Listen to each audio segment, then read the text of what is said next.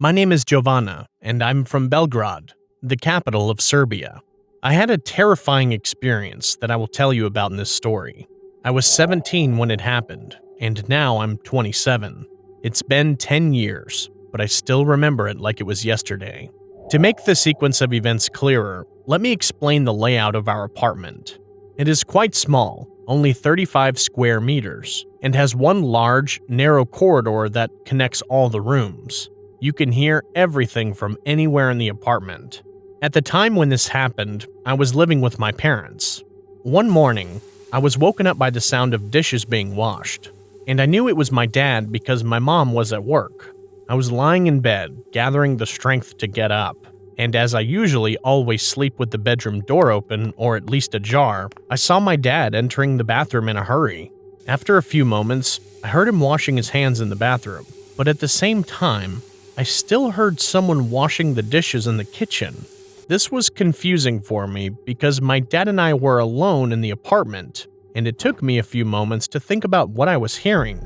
I got up to check what was going on and who else was at home, thinking maybe it was my mom who stayed home and didn't go to work.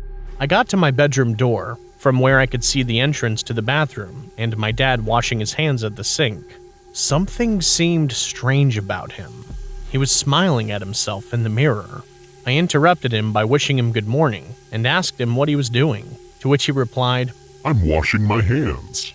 And the whole time, he had a strange look in his eyes and a slightly creepy smile. I thought maybe he was joking with me or something had made him laugh, but the feeling in my stomach told me that something was wrong.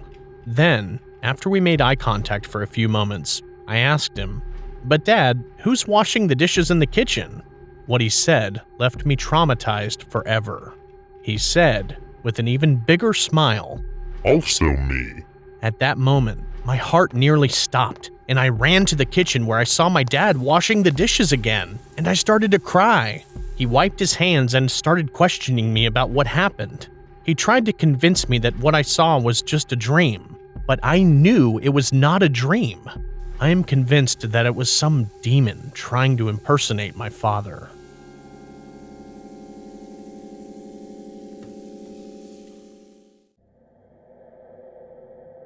I'm 19 years old, but this is a story that happened when I was on vacation 4 years ago. My 3 friends and I and all our parents decided to go to Toronto on vacation together. Once we arrived, my friends and I all hung out and had a lot of fun and everything went as planned. But something unexpected happened on the 4th day.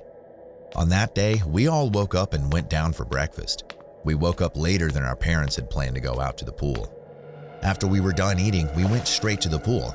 We were having fun, but around 20 minutes later, we heard the lifeguard start yelling at everybody to get out of the pool and to go to their rooms immediately. We thought he was joking, so we didn't listen, but everyone else was running for their lives. One of my friends asked the lifeguard, "What's going on?"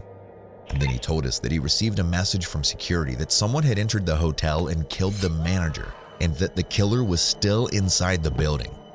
We started running back to our rooms so that we could stay safe. When we got back, we locked the doors and closed the curtains. But while closing the curtains, one of my friends saw something outside on the walkway and told us to come look. What we saw was horrifying. It was the killer, wearing a devil mask and holding a knife dripping with blood. He was about to enter another room when one of my friends made a noise, and suddenly, the man stopped what he was doing and turned to us, his eyes glaring towards us with rage. Even though we immediately got away from the window, he had already seen us. He started trying to open the door while laughing maniacally, and somehow he got the door open. He slowly opened the door and looked over at us where we were hiding and said, "Found you." He tried to attack us, first targeting my friend with the knife, but I grabbed a glass cup and threw it at him to stop him. He screamed in pain while grabbing his head, and he turned at me, clearly enraged, and tried to stab me too, but missed. One of my friends grabbed a bottle and ran over and smashed it onto the back of his head, knocking him out. We tied the man up and the police arrived later and arrested him. He turned out to be a Satan worshiper and criminal who recently escaped a mental institution. He killed 3 people in the hotel. Me and my friends were happy to find out that our parents were okay. It's been 4 years and I'm now in college studying to be a scientist. But sometimes, I wonder what would have happened if we hadn't listened to the lifeguard's warning.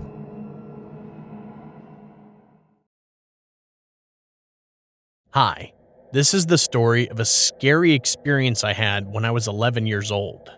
I was an introverted girl with no friends, so I would play by myself. I have a little sister who was 6 years old at the time and was sick for some reason which I didn't know.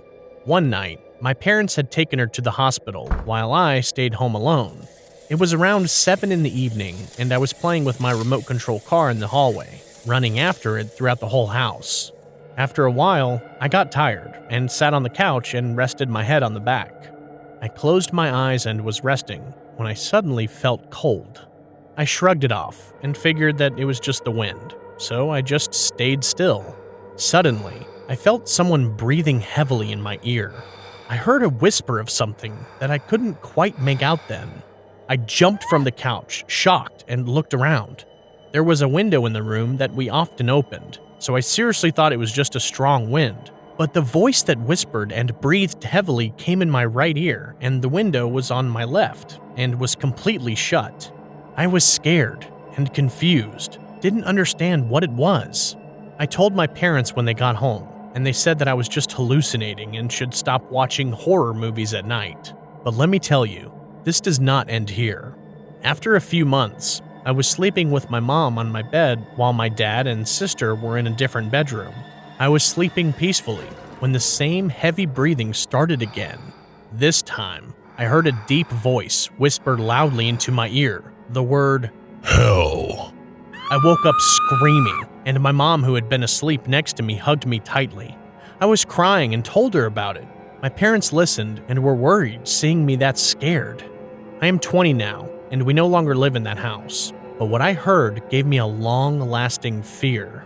When I sleep, I have to cover my ear with a blanket, even when it's warm in the summer, because I don't want to hear that voice ever again.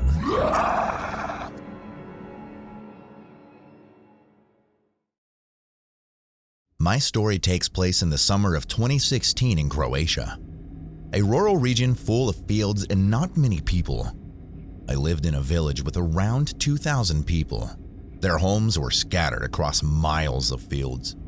My cousin, who lived with me at the time, and I were bored at home, and my mom thought we should go outside. So she unplugged our electronics. Without anything else to do, we were forced to go outside, even though we both didn't really want to.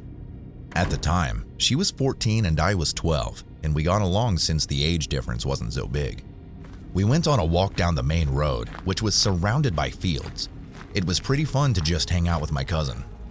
The main road had many smaller paths leading to the fields and the forest, which was further away. Those paths were made for walking and not really for driving. So me and my cousin were pretty weirded out when we saw a white car trying to drive down a path to the forest. It was going pretty slow and it wasn't far away from us, so out of pure boredom, we decided to follow it. The car stopped at some point under a tree, and two very tall men wearing sweaty t-shirts came out. There was a person in the back seat, but they didn't move at all. My cousin and I were confused, and she didn't want to go any further because she was scared they'd see us. She went back to the main road, but I was curious, so I stayed. She called my phone after 2 minutes or so and said a black vehicle was trying to go down the path too. We stayed on the call since I was getting scared because I could get trapped between the two vehicles. My only choice was to leave the path and go into the fields, but they'd be able to see me there. I was scared and my cousin dialed 112, the European emergency service, and I was ready to call if something happened. I jumped into the bush in the fields because I saw the black car in the distance and I was really scared. The car passed by me after around 10 minutes, and thankfully they didn't see me. This time, there it was, an older woman and 3 big men who got out of the vehicle. They talked for a while, and then I saw 2 of the men digging a hole into the ground in the field. At that point, I finally realized that the third person in the white car wasn't actually alive. They pushed their girl into the hole they dug and started filling the dirt back in. I wanted to vomit and I jumped out of the bush, running for my life. One of the men noticed me running and got in the black vehicle and started driving towards me. I was running for my life and called my cousin, but she didn't respond. I made it to the main road, but the black car was still following me and getting closer to me. My cousin was nowhere to be seen, so I started running back home, which was not a very good idea since the car was following me on the main road. It would surely catch up to me. I tried to call the police while running, but I dropped my phone in the process, and I was too afraid to stop and just kept running without it. I saw the car turn off the path onto the main road, and I got very scared and started running even faster. The car sped towards me, and so I jumped into the field by the side of the road. I ran and ran and ran until I made it into the forest, which was about a mile or two away from the main road.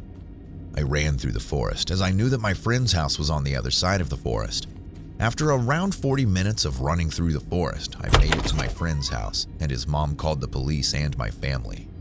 I found out later that my cousin started getting scared because she saw more black cars passing by, and when they saw her, they slowed down. So she ran back home and explained everything. When the police arrived around 30 minutes later, I led them to the place where they started burying the body, and there was nothing. Just a hole, no cars, no people, and no body. I never found my phone, and to this day, I wonder who those people were, what they did to that poor girl, and why they wanted to bury her body in that field.